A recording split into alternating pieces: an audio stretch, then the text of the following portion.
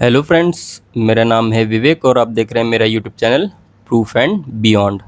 आज हम स्टार्ट करने वाले हैं एनसीईआरटी का चैप्टर 6 जो कि है त्रिभुज, जिसको हम कह सकते हैं ट्रायंगल की एक्सरसाइज 6.1। आइए देखते हैं इसका पहला क्वेश्चन। लिखा हुआ है कि कोष्ठकों में दिए गए शब्दों में से सही शब्दों का प्रयोग करते हुए रिक्त स्थानों को भरिए। आपको क्या करना है, ये जो रिक्त स्थान दिए गए हैं इन सभी को उनके सामने जो ब्रैकेट में जो शब्द लिखे गए हैं उनका यूज करके इसमें भरना है। आइए देखते हैं। जैसा कि इसमें पहला क्वेश्चन दिया हुआ है कि सभी वृत्त डैश होते हैं।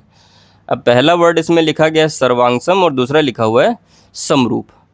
जैसा कि आपको पता है कि सर्वांगसम का मतलब क्या होता है, सभी अंग समान। सर्व अंग सम, सभी अंग समान मतलब हूबहू एक जैसा हो, दो चीज़ें हों लेकिन वो एकदम एक जैसे हो, लंबाई चौड़ाई ऊंचाई सभी में।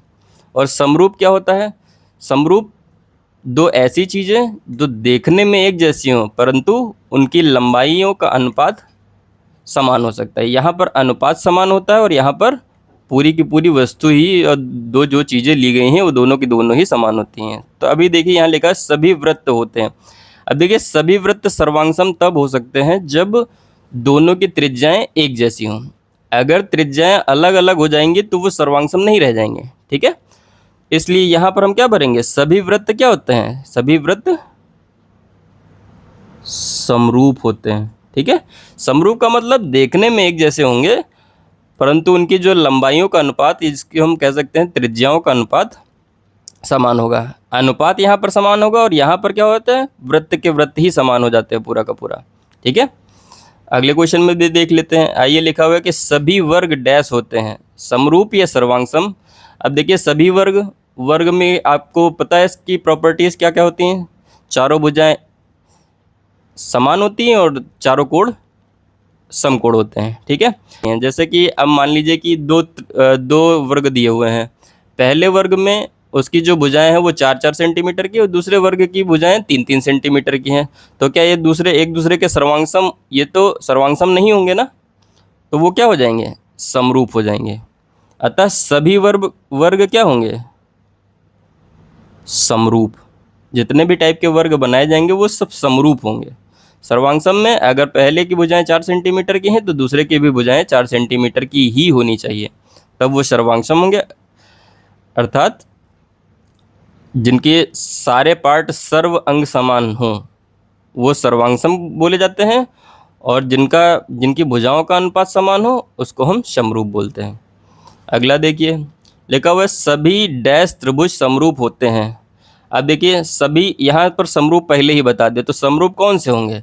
देखिए समद्विबाहु त्रिभुज में भुजाएं अलग अलग हो सकती हैं लेकिन समबाहु त्रिभुज में भुजाएं एक ही समान होती हैं। इसलिए यहाँ पर सभी त्रिभुज क्या होते हैं, सभी समबाहु जो त्रिभुज होंगे वो, समबाहु का मतलब जिसकी सभी भुजाएं समान हो, सभी समबाहु त्रिभुज समरूप होते हैं। अब देखिए अगला देखिए लिखा हुआ है कि भुजाओं की समान संख्या वाले दो बहुभुज समरूप होते हैं यदि पहला उनके संगत कोण क्या हो। अब देखिए पहले इसके इंट्रोडक्शन वाले चैप्टर में दो कंडीशन आपको बताई गई थी कि अगर दो त्रिभुज या दो बहुभुज समरूप होंगे तो क्या होगा, उनके संगत कोण समान, या हम इसको बराबर भी लिख सकते हैं, ठीक है।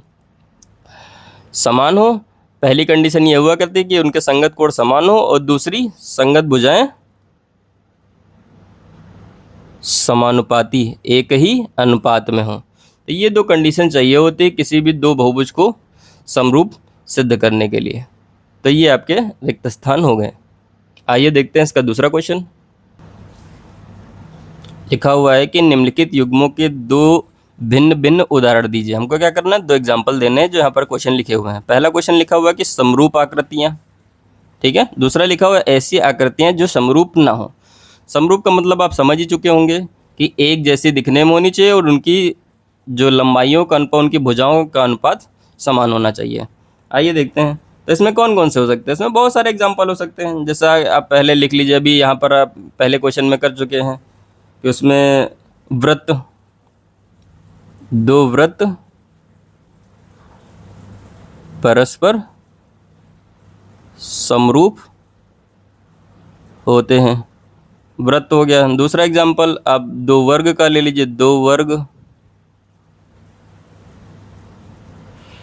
परस्पर समरूप होते हैं।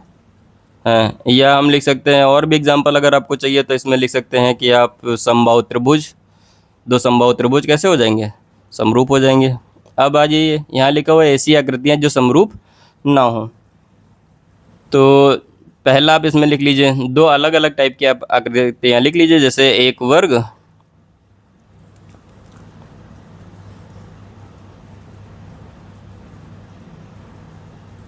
और आयत। ये क्या होंगे? कभी भी समरूप नहीं होंगे। ठीक है। और दूसरा आप कोई भी एक चीज़ लिख लीजिए, जैसे कि वर्ग और त्रिभुज। दो अलग अलग टाइप की आकृतियाँ आपको लेनी है। तो ऐसी आकृतियाँ जो समरूप ना हो, तो एक वर्ग और एक आयत हो सकता है, दूसरा वर्ग और त्रिभुज हो सकता है। और भी अगर लेना चाहें तो एक लिख दीजिए समबाहु त्रिभुज और समद्विबाहु त्रिभुज। तो ये इस टाइप की जो भी आकृतियाँ होंगी वो समरूप नहीं होंगी। तीसरा क्वेश्चन इसका दिया गया है कि बताइए कि निम्नलिखित चतुर्भुज समरूप है या नहीं। देखिए, पहला दिया हुआ है PQRS और दूसरा दिया हुआ है ABCD। PQRS की जो भुजाएं हैं 1.5 सेंटीमीटर की प्रत्येक भुजा है, और ABCD जो एक वर्ग दिया गया है उसकी सभी भुजाएं 3-3 सेंटीमीटर की हैं। अब देखिए क्या किया गया है, इसमें हमको स्पष्टीकरण देना है कि ये दोनों समरूप हैं या नहीं। ठीक है। तो समरूप होने के लिए दो कंडीशन आपको पहले भी बताई जा चुकी हैं, जैसे कि उनकी संगत भुजाओं का अनुपात समान होना चाहिए। यहाँ पर देखिए ये 1.5 है या 3 सेंटीमीटर है, तो सभी में लगभग 1:2 का है। ठीक है। तो इनकी संगत भुजाएं तो समान होंगी, परंतु इनकी जो कोण है, ये वाले जो कोण हैं वो अलग अलग हैं, अतः ये आकृतियाँ क्या हो जाएंगी? समरूप नहीं होंगी। तो आप लिख दीजिए कि संगत भुजाएं समानुपाती हैं, परंतु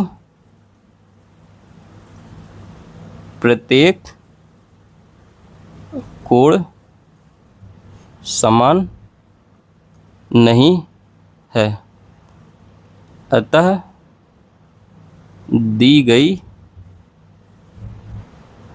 आकृतियाँ समरूप नहीं होंगी। बस आपको ये दो लाइनें लिखनी थी इसमें। उम्मीद करते हैं कि ये एक्सरसाइज आपको समझ में आई होगी। अगर इससे रिलेटेड कुछ डाउट है तो आप हमारे कमेंट सेक्शन में जाके पूछ सकते हैं। धन्यवाद।